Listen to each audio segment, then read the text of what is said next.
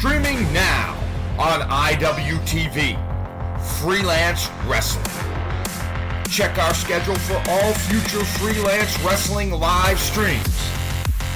Watch over 90 Freelance Wrestling events anytime on demand.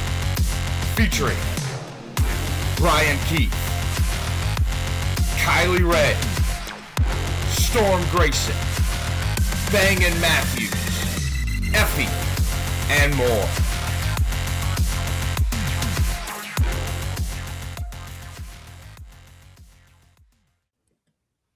Hello and welcome to the latest Business of the Business podcast. I am your co-host, JP John Paz from the Two-Man Power Trip. Of course, joining me is the doctor himself, Dr. Lavie Margolin. Lavie, how you doing today, sir? I'm doing great. John, a special guest, a six-time guest, or as we would say to keep it thematic, SACE. Kevin Kleinrock is not only in our hearts, but moving up qualitatively, quantitatively in the rankings. He's now tied with Brandon Thurston and just behind Brett Lauderdale, who's at 10. So I was going to say, I know I've still, there's a little bit more between Brett and I will have to, but tied with Brandon. All right, I'll take that. We'll have to get you back quickly to 6-7, right? Yeah. As the kids say today. Yes. It's interesting, though. I was trying to get Kevin on more, but Lavie wants Brett to have the record. So it's kind of one of those situations. You know what I mean? Come on. Yeah. All right. Well, I guess I just have to make some more news and come back on. Well, speaking of that, what is going on with Kickstarter, Luchadores versus everything? Tell us all about what the heck is going on over there on Kickstarter. Yeah. So I guess a little bit of background first, because this is the business of the business. Mm-hmm. The studio side of Masked Republic, we have been for many years developing film and television projects that really kind of, we'll say, take their inspiration from the classic lucha movies, right? With the kind of just the notion that the day job of a luchador is to fight in the ring, but that like in reality, they're these super secret world protectors and superheroes. And so from preschool to our comics, the Masked Republic comics, the Luchaverse, we kind of play in that world. And this whole thing really started when we have maybe like 12 years ago, 13 years ago, we were going to do something with the Nerdist, the website, the Nerdist. Yep. And we were going to kind of do like, I don't know, Mystery Science Theater 3000 lucha movie version. And we were really close to having a deal. And they're like, okay, but like, who has the rights to these movies? And we're like, oh, like, can't we just do it under parody law? Like, that's kind of how Mystery Science Theater gets away with it and everything. And they're like, yeah, no, we need some real concrete, like, rights to do this stuff. I'm like, okay, cool.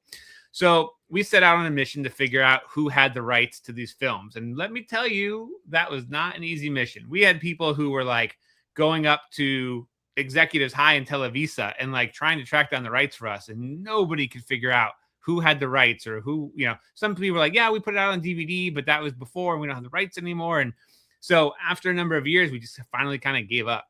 And then maybe about 2 years ago, we started the mission again. We really wanted to be able to do some official merchandise and maybe do some TV and film based off of some of the classic movies. And through a gentleman known as Killer Film on social media, he's a film critic that wears a lucha mask with a film strip on it. He tracked down Viviana Garcia Besne for us, and her family actually made dozens of the original Lucha Libre films, from Santo and Blue Demon versus Dracula and the Wolfman to Las Panteras Mujeres, or Las Mujeres Panteras, and That Woman, the very zany Batwoman luchadora versus the Gillman Fishman named Pisces movie. And so we ended up coming together and forming an agreement with Viviana to kind of expand our Cine Lucha brand. And we have a number of merchandise pieces in the works that are going to be coming out over the next few years. We've already launched kind of t-shirts and some other things together, but we decided that we wanted to create a book that was going to be like the greatest book ever created on the lucha film genre. And so about a year and a half ago, Jeffrey Everett from Rockets Are Red, who's a friend of mine and who's done design work for us over the years and has his own book that he funded on Kickstarter with 400 concert posters that he's done over the years for bands and comedians and all sorts of celebrities. And we came together with Viviana to do this book, Luchadores versus Everything, which launched on Kickstarter just about a week and a half ago and funded within 60 minutes, which was incredible. We were able to hit our initial goal of $10,000 in 60 minutes. And by the end of the first 24 hours, we were at like 300% funded, which means the book's happening. So now anybody that backs it knows that this book is coming out. And I think one of the things that really did it for us was that we've already got this book ready to go. This is a sample test print of the first like 320 pages of it. And we've been able to kind of show people like what this book is all about. This is seriously the coolest book ever made on the genre. It's got history from the vaults of Viviana's family, Calderon and Garcia Besne, and their dozens of films. It's got 30 contributors who have either been interviewed or written additional pieces on the films, on the genre, on the time in Mexico where these were coming from. And then we brought in 40 artists who have recreated in their own vision the movie posters, the classic movie posters, or have other lucha-related art, like Lee Moriarty, the Ring of Honor pure champion, who happens to be a painter and who loves doing Santo and Blue Demon-based paintings. He's got a couple pieces in here. Rick Knox, the AEW referee, who most people don't even know is an artist, has a piece in here. And so we are super proud and excited about this book. I really do think it's going to become like the resource go-to for the genre. Because in addition to the fact that there's like 25 plus movies profiled in here where you get like not just a synopsis of the movie, but an entire breakdown profile of that film, the original lobby cards, the original posters. You also get like documents and other kind of photos from the family vault that have never been seen before. Contracts for Santo films and deleted scenes from scripts and all sorts of incredible stuff. So it's on Kickstarter right now. It's going until February 26th. So you still have time to get in on the book. It will be more expensive at retail once the Kickstarter is over. And we've also got a ton of really cool add-ons and other backer benefits that come with the book if you want to back it at certain levels. So definitely, if you're listening to the show, you are probably predispositioned to have a little bit of wrestling fandom of books that may not be your normal wrestling book in you. So I encourage you all, check it out either just directly on Kickstarter or go to luchadoresversuseverything.com and see what we've been putting together. Cool as hell. Anything with those old school Santo Blue Demon, like look at the movie poster. I mean, it's just iconic, just absolutely awesome stuff there. Love it. Luchadores versus Everything. Speaking of some luchadors, though, this is an odd one. I want to throw this your way. Mark Calloway is the executive producer of AAA. Mark Calloway is the Undertaker. What do you think about his influence on Lucha Libre and AAA? And does this make sense to you? What is going on down there?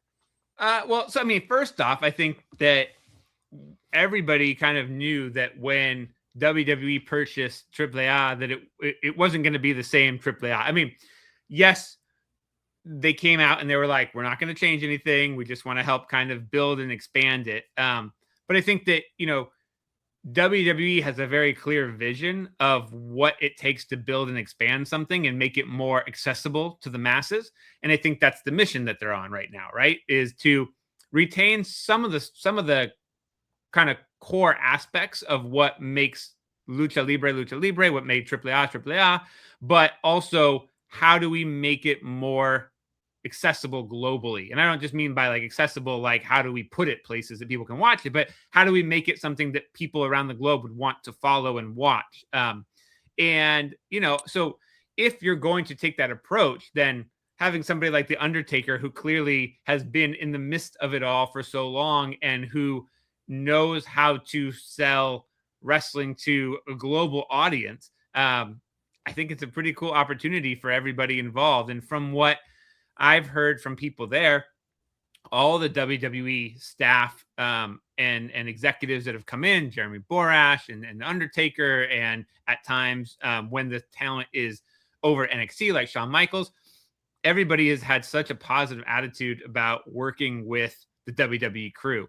I think that, as a lot of people said when this merger happened, it's not like WWE bought CMLL. Like AAA was already much more WWE like than Yeah. it was traditional Lucha Yes, Libre, right? definitely. So it wasn't a far stretch. And I think that, yes, I have seen certain people kind of,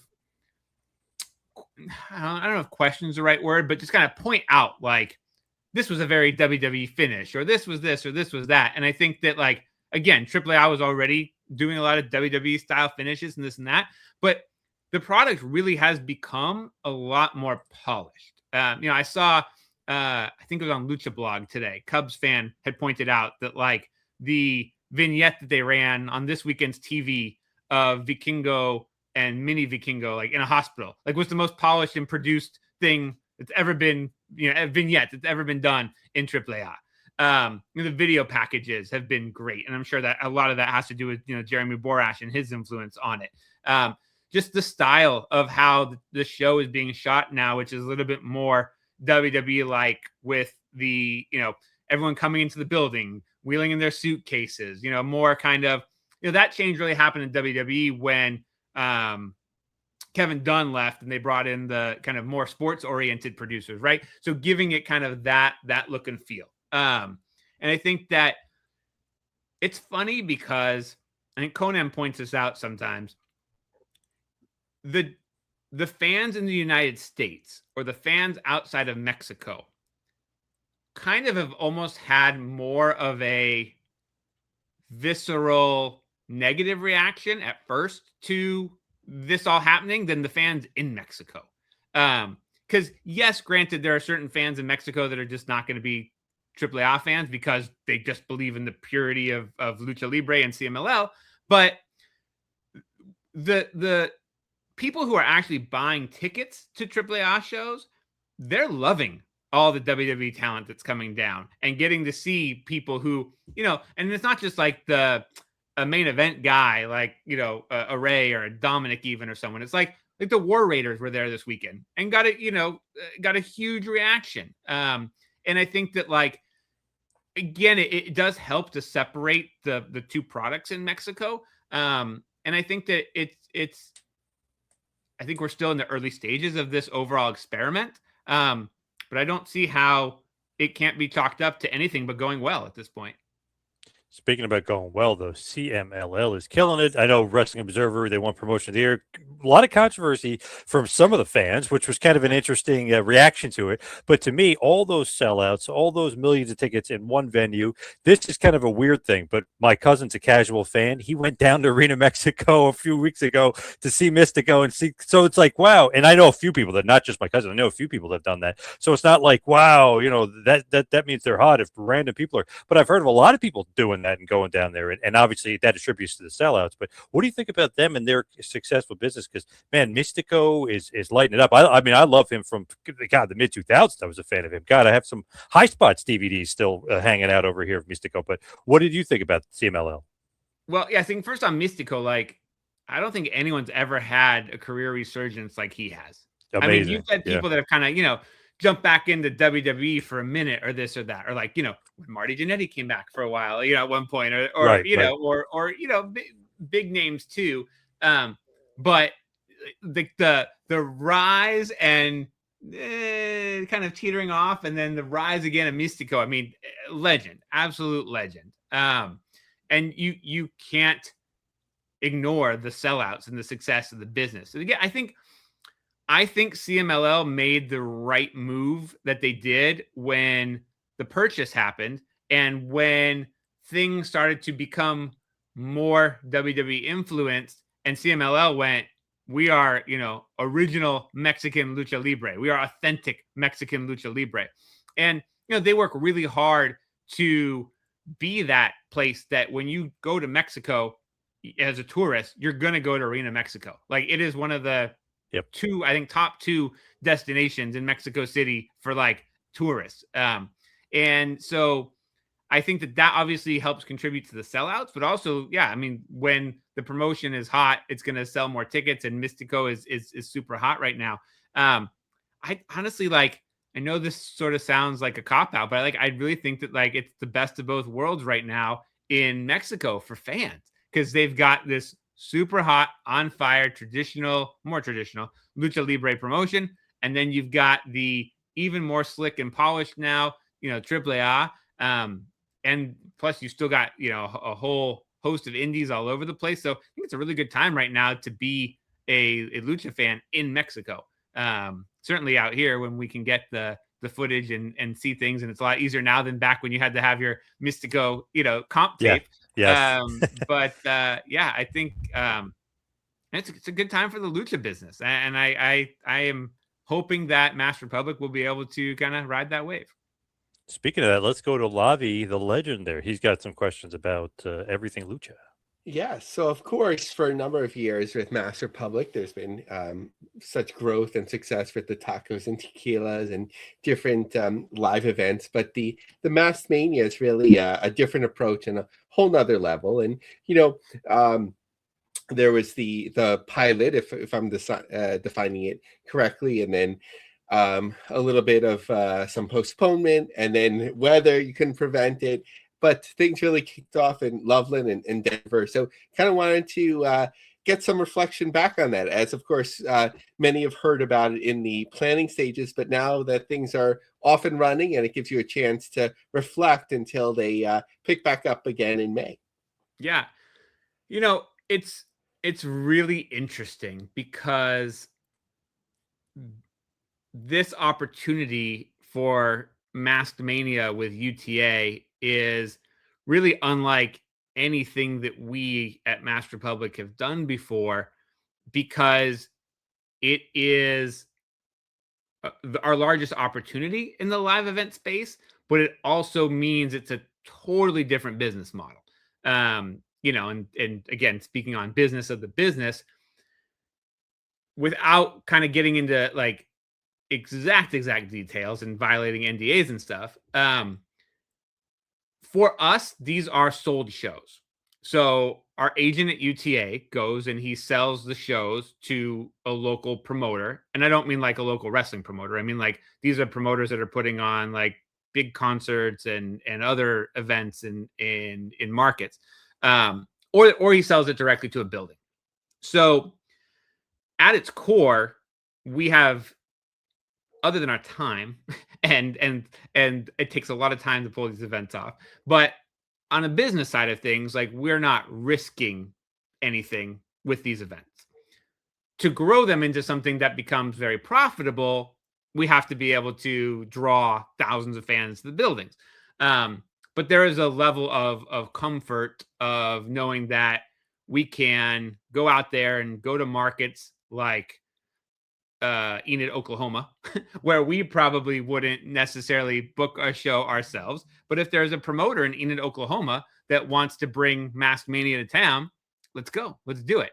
And where we're still kind of tweaking the model collectively between Masked Republic and UTA is, what are the markets that make sense? Should we be going to more heavily Hispanic areas, or should we be going to the roads less traveled and bringing, a lucha show to Enid, Oklahoma that's never probably had a real lucha show, or Bangor, Maine, where, yeah, they probably got WCW that came through there, relatively through there. But, how many times has there been an authentic lucha libre show in Bangor, Maine? I would venture to say never. So that's kind of part of the math and the formulas that we're still trying to figure out. But then there's also just like the local promoting side. Like when Ruben and I used to do shows, we'd pick the building, we'd pick the venue, we would set up all of the marketing ourselves. We would buy the TV ads and the radio ads, and we would go to the local newspaper and make a deal for coverage and buy an ad and give away tickets.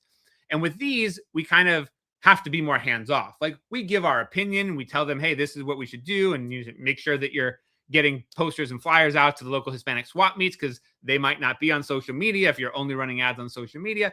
But it's kind of we're taking learnings from each and every time we're doing this. We just had this set of Colorado shows, and I'm not going to sugarcoat it. The attendance was not what any of us had really hoped it would be. But everybody who was there loved the show. And I'm talking like even the promoters that bought the show and knew that like it wasn't going to be a great success financially. They still want to work with us and figure out how to bring us back because they saw the show itself and were like, oh, okay, like this is worth us trying to figure out how to make it work.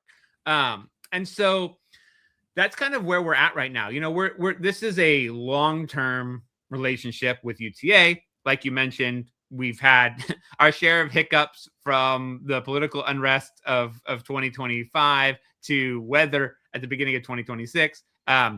But we've got, like you mentioned, we're hitting Frisco, Texas and Enid, Oklahoma in May. We've got Bangor, Maine in June. We're now rescheduled for Laredo and San Antonio in August. And we've got at least 2 more that are locked in that we will be announcing before too long. And Joe, our agent at UTA, in negotiations with a number of additional venues for shows. So I really kind of still look at 2026 as being kind of more experimentation on trying to figure out exactly how we want to roll this out even bigger in 2027. But we're excited for where things are. Like I said, there was a really good buzz coming out of Colorado a couple weeks ago with both those shows. And so ticket sales are already better in Frisco, Texas than they were in Loveland, and we're still, a few months away. So we haven't really announced the card. We haven't announced even really the official talent lineup. That'll be happening in the next couple weeks. We're looking at media plans with the venues. So yeah, excited to get back on the road with it and continue to kind of tweak the formula to get it right. No, I got a better appreciation sort of for the arena business when I was outside of New York, just in Albany.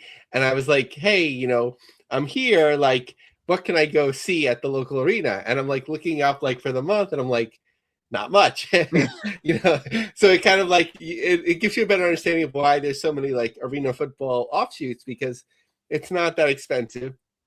And if it's just somewhat of a hit for the market, like it's taking a venue that's not being used, and at least in that case, it's like a sports franchise, and you could build on that and so on. So I could see the appeal of taking something that's like not a one-off, it's a polished show. You have, the professional corporation sort of like building that in. And I think the metrics to success, like even profitability, probably aren't that far away, especially when you think about like arena utilization, if they're the one that's booking it themselves.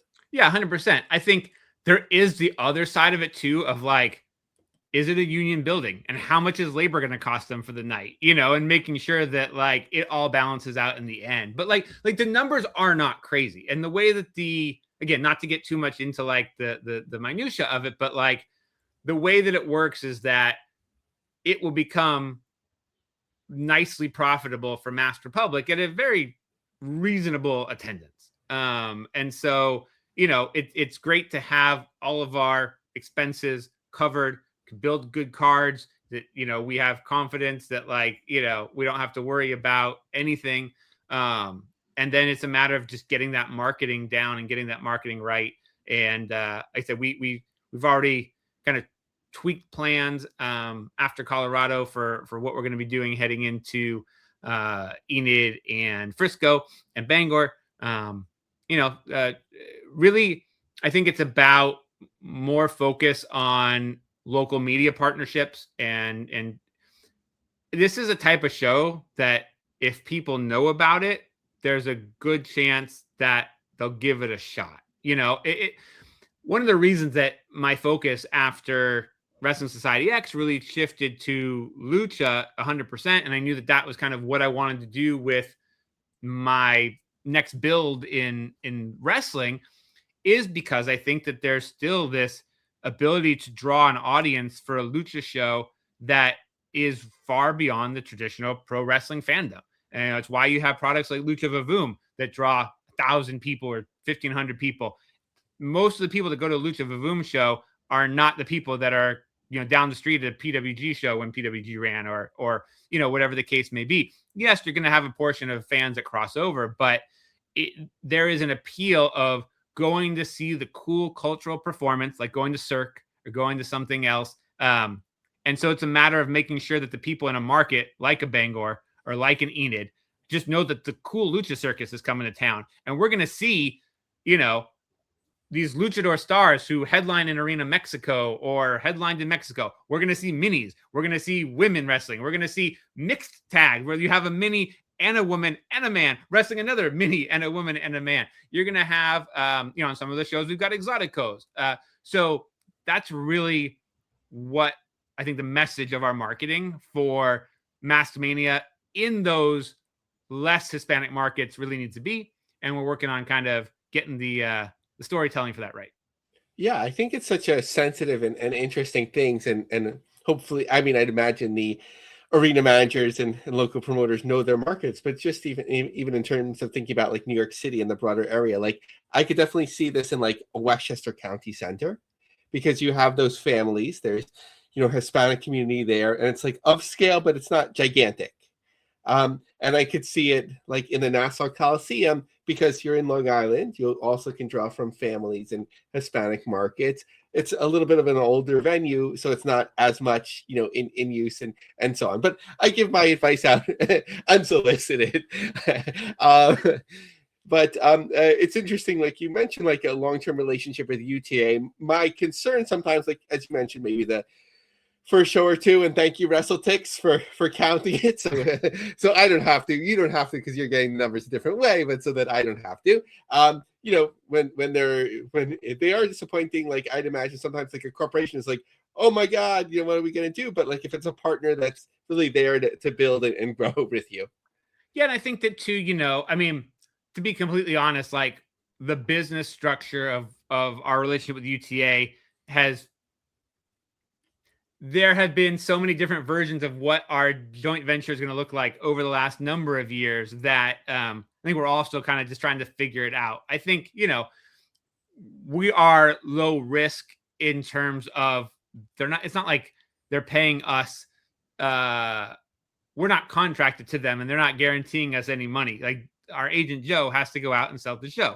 And yes, he puts a lot of time into selling the shows. And so we need to make sure that they're making money so that, it's worth his time and worth their time. UTA is such a ginormous company that I'm, pretty sure that there's a majority of the company that has no idea that, we're on the roster essentially of UTA music.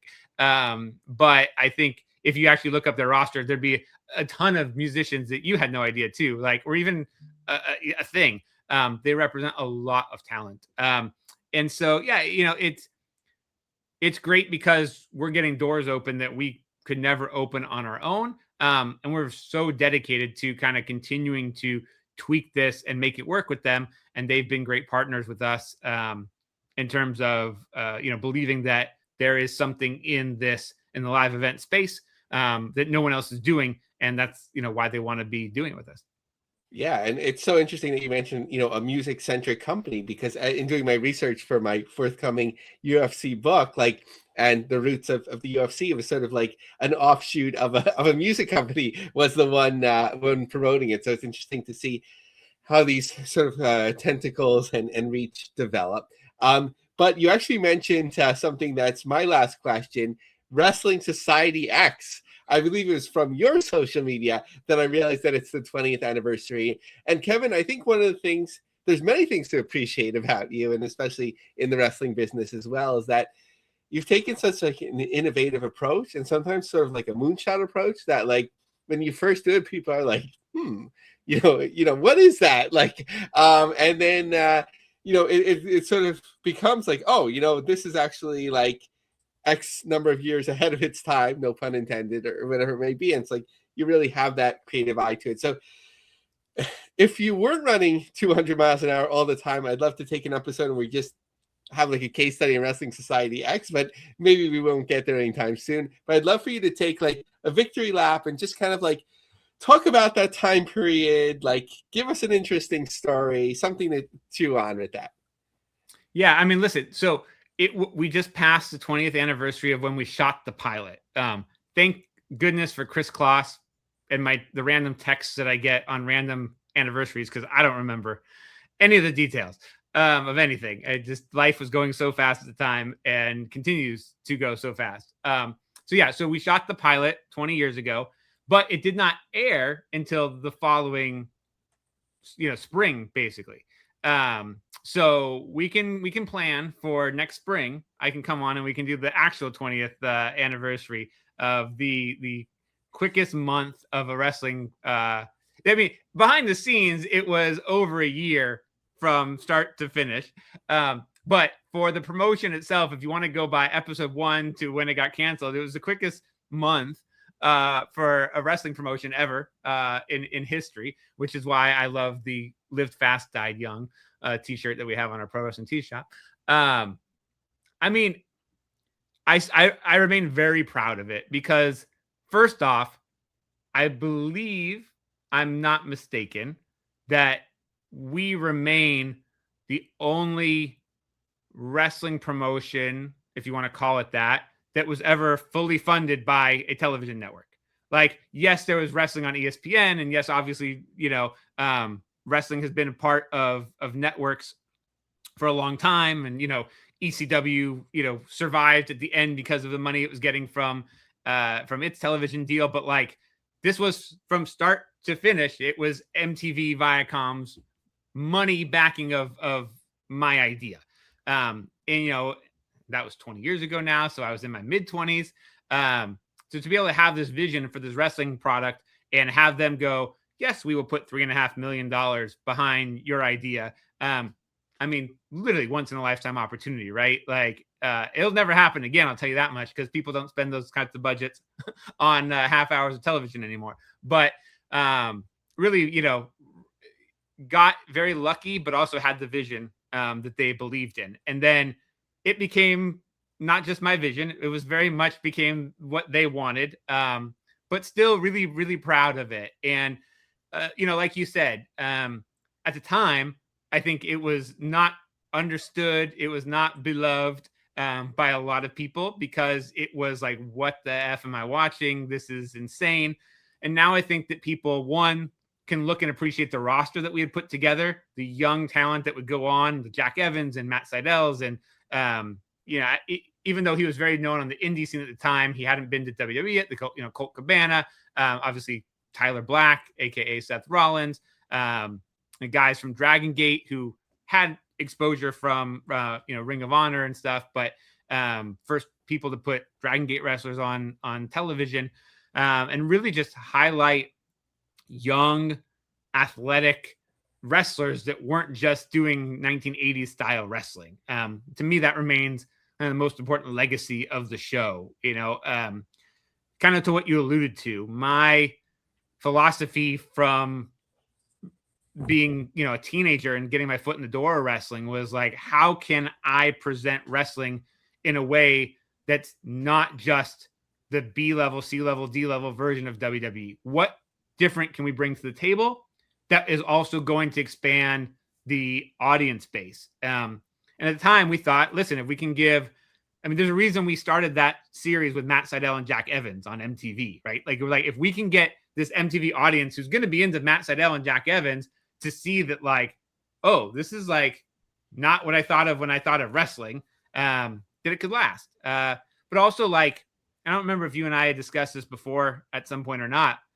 When I originally pitched it to them, I pitched it as essentially what happened with their purchase of the Strike Force, whatever MMA company they purchased, right? I was like, listen, you guys have put WWE on for years and benefited WWE, and you guys never really got to benefit beyond the TV ratings.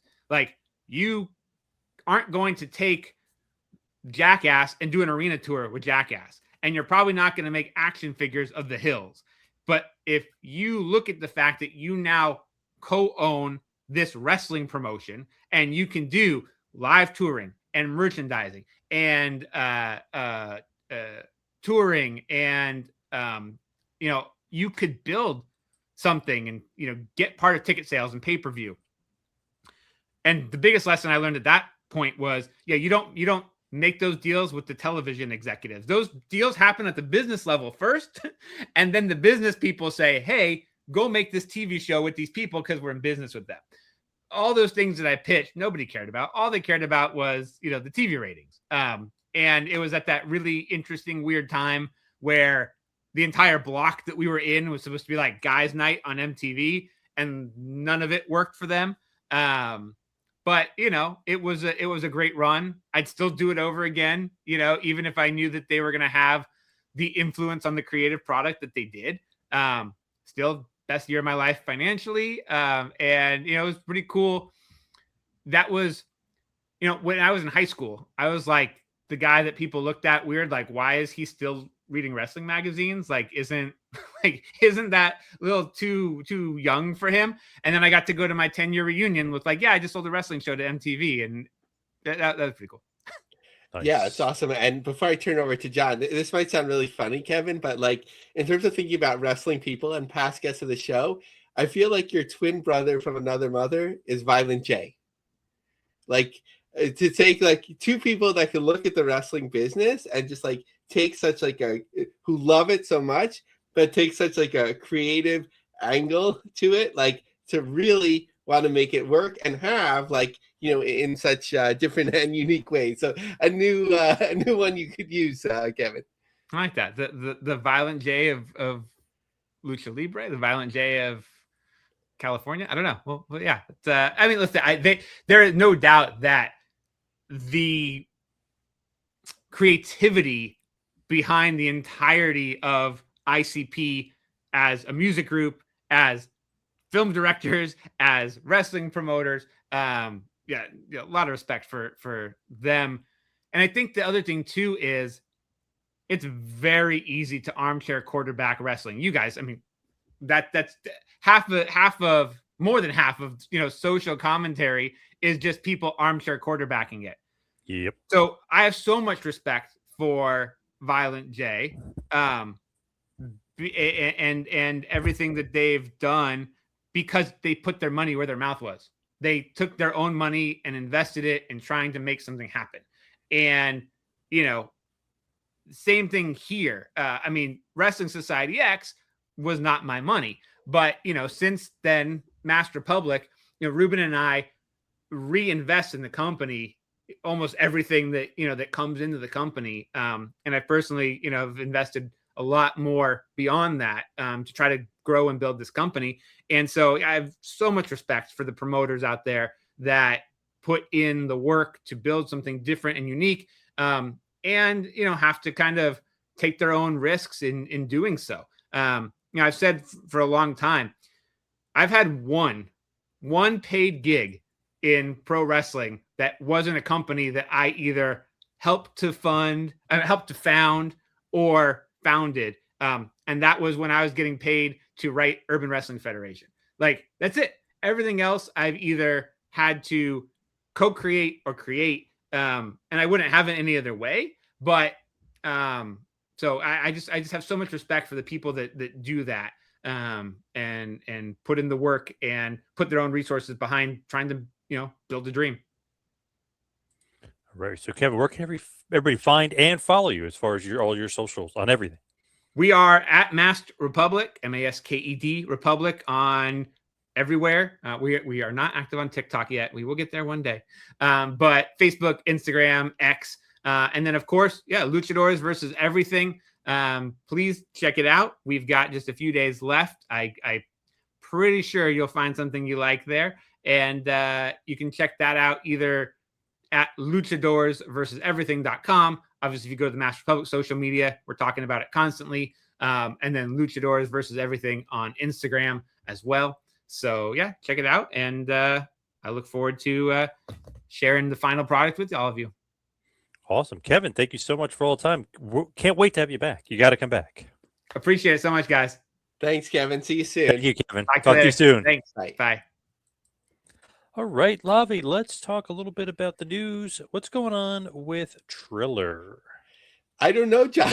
I'm not sure if you saw this shared on X and then it was gone. But Triller announced AEW Plus, all this new distribution. Triller TV's post promoted AEW Plus expansion, enabling live streaming of Dynamite and Collision in 30 plus new countries, including France, Morocco, Saudi Arabia, Malaysia, Belize, tons of countries in Africa, in the Middle East. The announcement leveraged, the relationship and their growth and so on, and then it was deleted, and I didn't see anything else about it. So I don't know if they announced it too early or They jumped the gun. They jumped the gun. Yeah, or maybe geographically. I mean, they listed one of the countries as Palestine, which didn't exactly. I don't mean to get too politically controversial. It didn't exactly make sense exactly like what did they mean by that, like, but so maybe there was like something they were correcting in that sense, but it was gone. So I was just very curious about that. Obviously I don't think they would have jumped the gun too much that this would be announced. It makes sense. I didn't have the chance yet to explore sort of like how it was distributed beforehand. If this was like, if they didn't have distribution since the zone maybe was in those countries, maybe they had some over the air in these countries or territories or regions. But that's where we are at the moment. But if anything, it talks to the importance again of Tony Khan's AEW supporting Triller. Yes, that's for sure. Now, what is going on with the Crockett Cup down there in the NWA? They're bringing it back. Yeah, so NWA was getting like a little bit curious because they haven't done an arena or venue show beyond tapings in quite a while, and they're really stretching out those tapings, not as much as the WoW style, but they've been going on for a while. Somebody had tweeted out that they just finished the Crockett Cup on their television programming. So they're coming back to the OC Theater in Forney, Texas. So that's going to be, the concentration there. Tickets are already on sale. The last time they were there, I believe it was sold out. NWA Shockwave, and looks to seat about 600 people. Talking about tapings, February 21st. So shortly after you hear this, or maybe around the time you hear this, there's a double day of tapings on Saturday, February 21st at the WEDU PBS studios in Tampa, Florida. I love the use of the PBS studios. It just makes so much sense if they have access to it. That is true. Now, what about GCW? What is going on with them? They're running maybe some unique venues coming up. Yeah, so just trying to keep track of where they've been recently. So LA, like noted last time, it looked pretty full from the pictures that I was seeing. Definitely a pickup there in tickets. The Nile Theater is quite a small venue. It looks like that was fairly full as far as I could tell. But upcoming, Hartford, third row ringside available. In Rochester, third row available.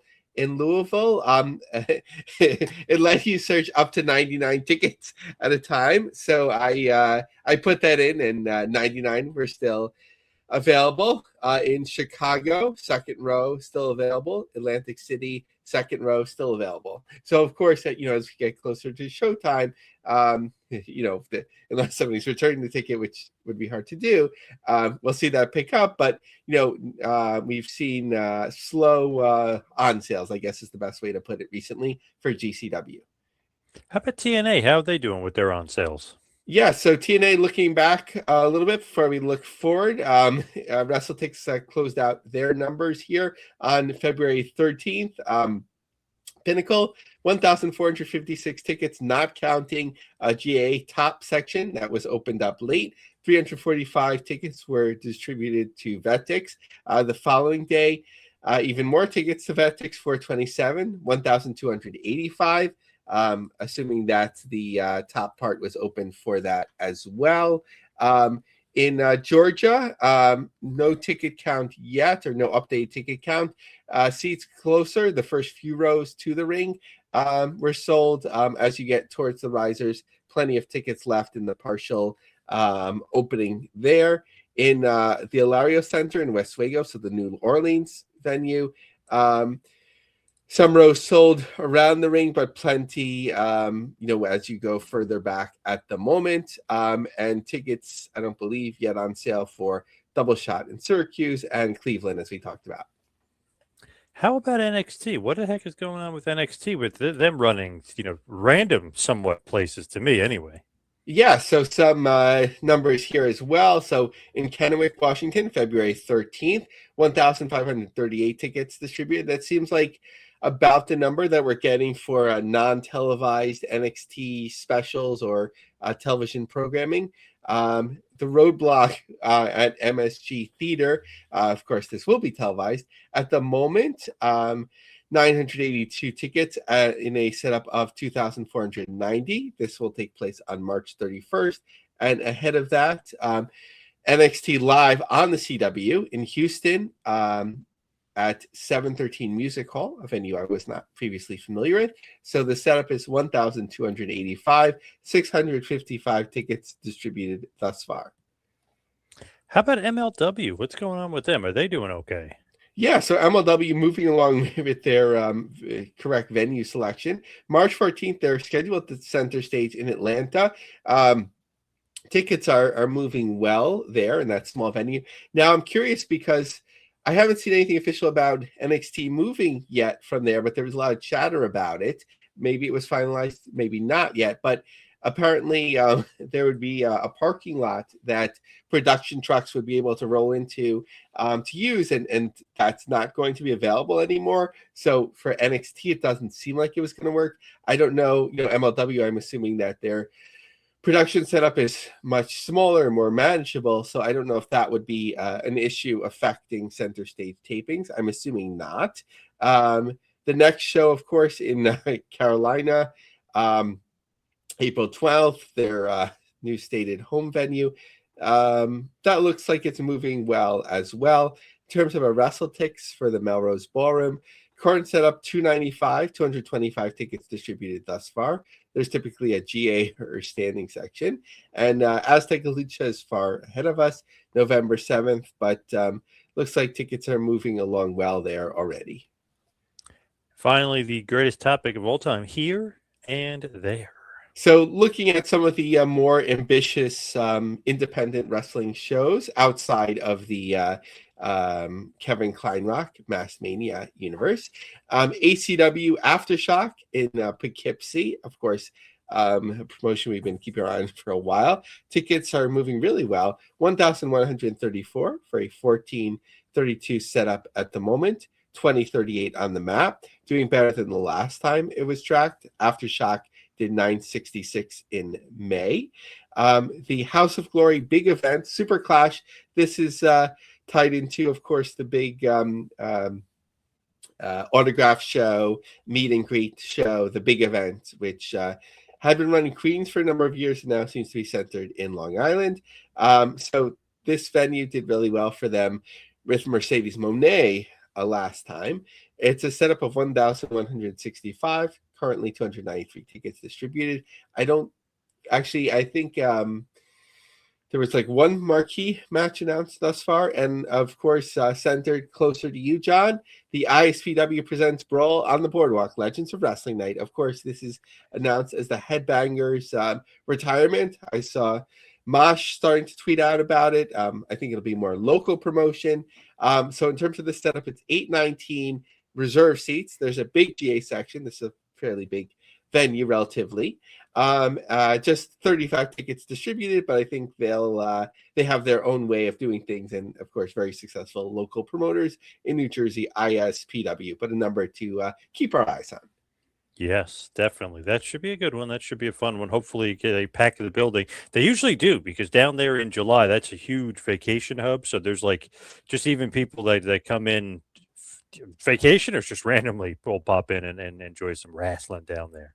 Yeah, I can imagine that you're just like walking with your family of five and you have the slushy and the candy and whatever. Oh, what are we going to do tonight? Are we going to do the Ferris wheel or, oh, wow, there's wrestling. Let's just. Yeah, well, there's Hacksaw Jim Duggan. Holy crap. Like there's or $1 Million Man, Jake the Snake. Whoa, okay. Yeah.